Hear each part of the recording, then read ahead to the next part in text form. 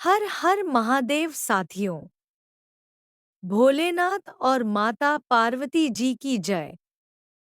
साथियों, भोलेनाथ और माता पार्वती जी का आशीर्वाद आप सभी पर हमेशा बना रहे।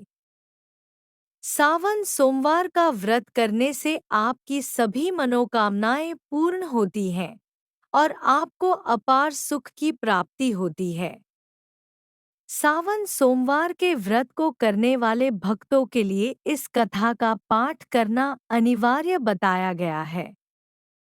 मान्यता है कि सावन सोमवार के व्रत में कथा का पाठ किए बिना व्रत का पूर्ण फल नहीं प्राप्त होता है। मृत्युलोक में भ्रमण करने की इच्छा करके एक समय भगवान भोलेनाथ माता पार्वती के साथ मृत्युलोक में पधारे। भ्रमण करते करते दोनों विदर्भ देश के अंतर्गत अमरावती नाम की अति रमणीक नगरी में पहुँचे। अमरावती नगरी स्वर्ग के सदृश सभी प्रकार के सुखों से परिपूर्ण थी। उसमें वहाँ के महाराज द्वारा बनवाया हुआ अति रमणीक शिवजी का मंदिर भी था।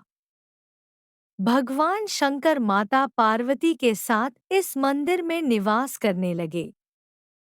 एक समय माता पार्वती जी भगवान भोलेनाथ को प्रसन्न देखकर बोली, हे महाराज, आज तो हम दोनों चौसर खेलेंगे।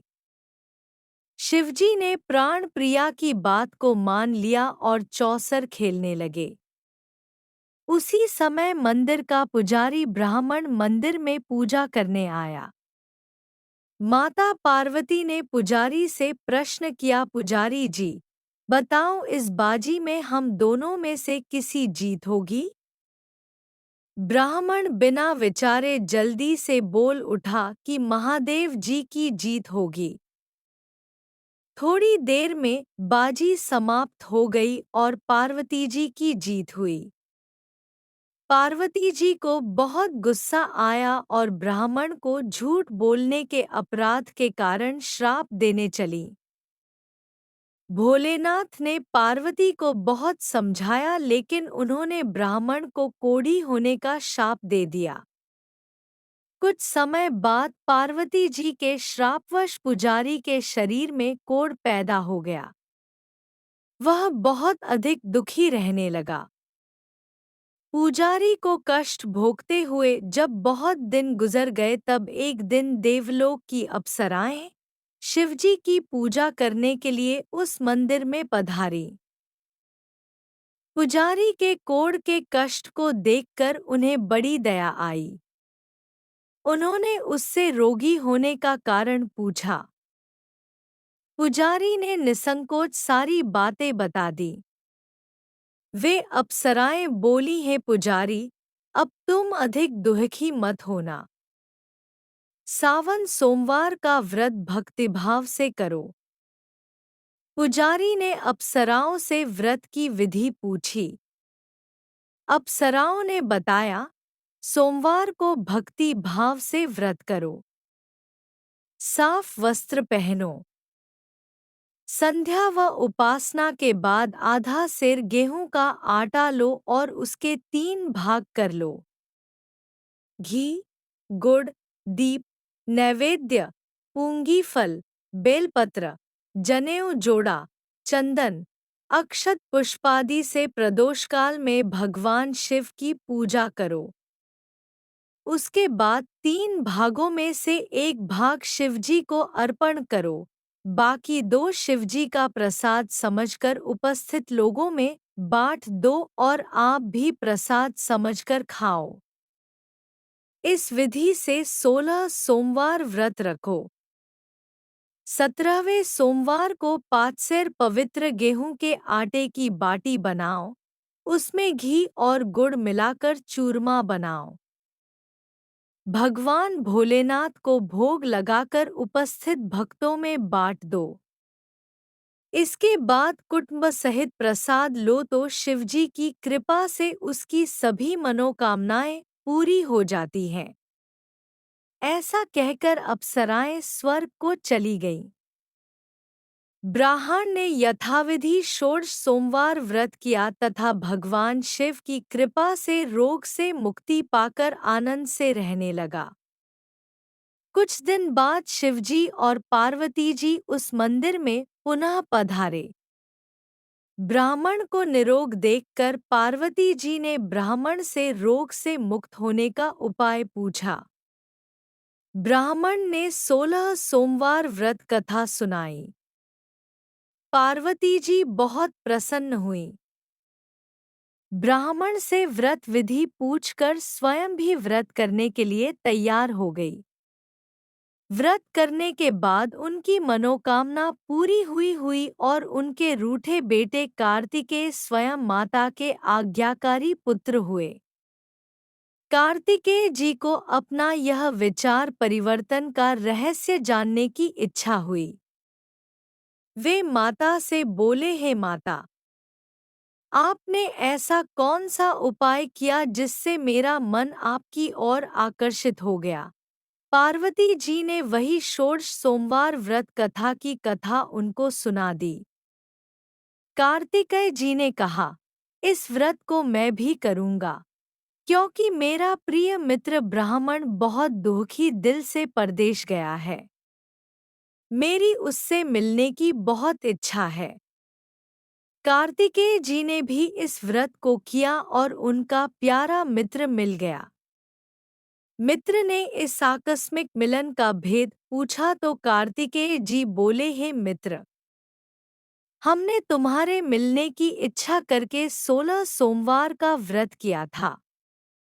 अब तो ब्राह्मण मित्र को अपने विवाह की बड़ी चिंता हुई। उसने कार्तिकेय जी से व्रत की विधि पूछी और यथाविधि व्रत किया। व्रत के प्रभाव से जब वह किसी कार्य से विदेश गया तो वहां के राजा की लड़की का स्वयंवर था।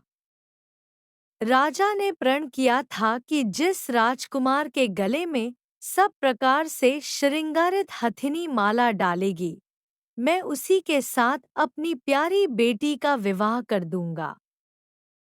शिवजी की कृपा से वह ब्राह्मण भी उस स्वयंवर को देखने की इच्छा से राज्यसभा में एक ओर जाकर बैठ गया।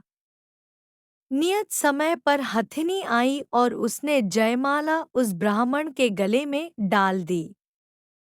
राजा ने अपनी प्रतिज्ञा के अनुसार बड़ी धूमधाम से अपनी कन्या का विवाह उस ब्राह्मण के साथ कर दिया और ब्राह्मण को बहुत सा धन व सम्मान देकर संतुष्ट किया।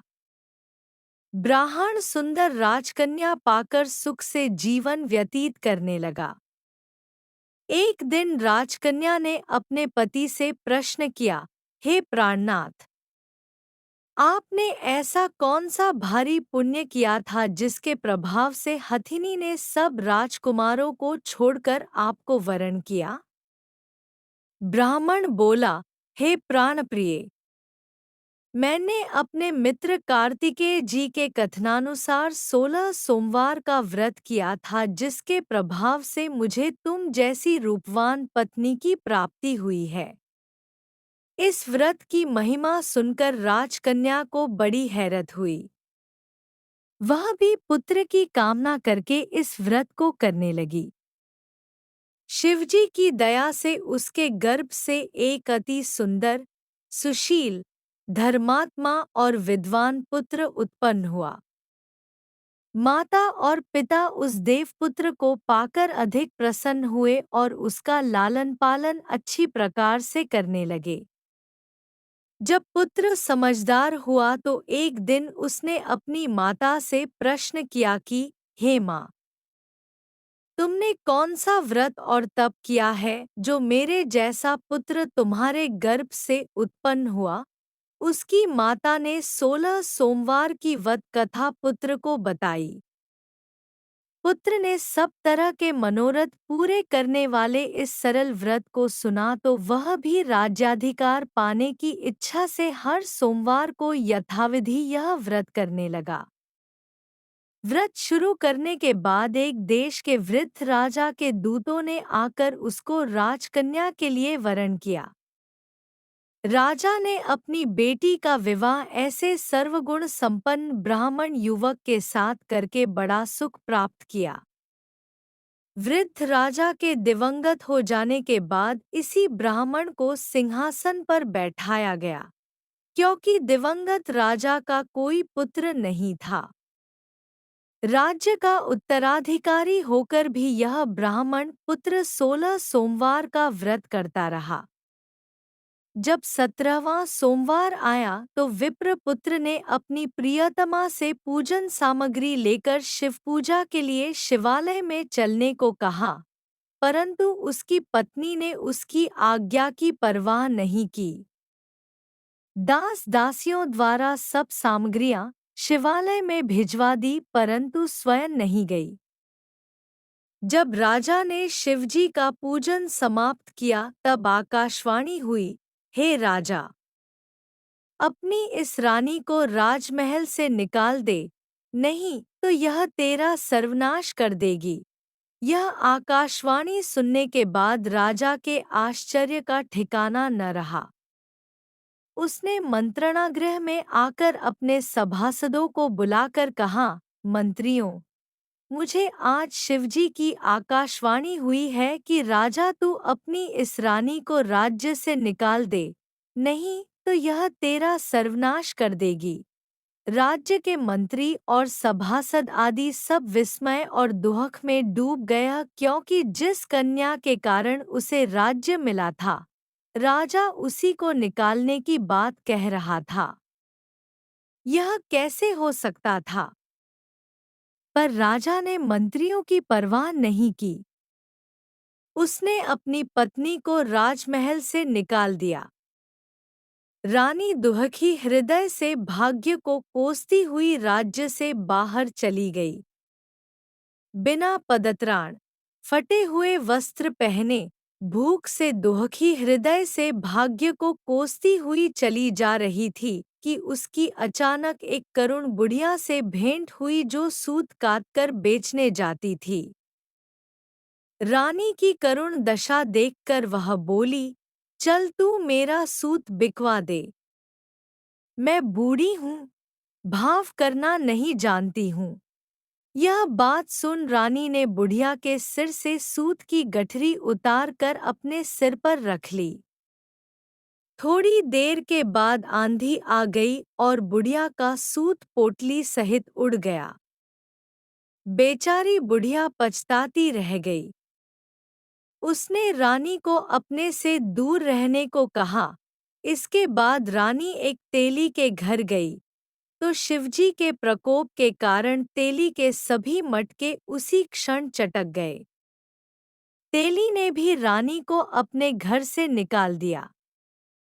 बहुत से दुहक उठाती रानी एक नदी के किनारे गई तो नदी का सारा जल सूख गया। उसके पश्चात रानी एक जंगल में गई। वहां सरोवर में पानी पीने गई तो उसके हाथ का स्पर्श होते ही सरोवर का नीलकमल के समान जल असंख्य कीड़ों में होकर गंदा हो गया। रानी ने भाग्य पर दोषारोपण करते हुए उस जल को पीकर पेड़ की शीतल छाया में विश्राम करना चाहा, परंतु वह जिस पेड़ के नीचे विश्राम करती, उस पेड़ के पत्ते तुरंत टूटकर गिर जाते थे।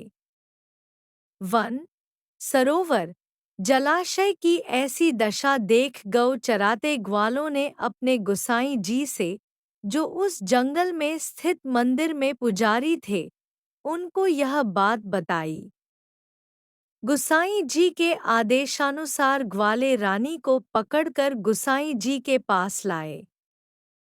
रानी की मुखकांति और शरीर शोभा देख गुसाई जी जान गए कि यह अवश्य ही कोई विधि की गति की मारी कुलीन स्त्री है।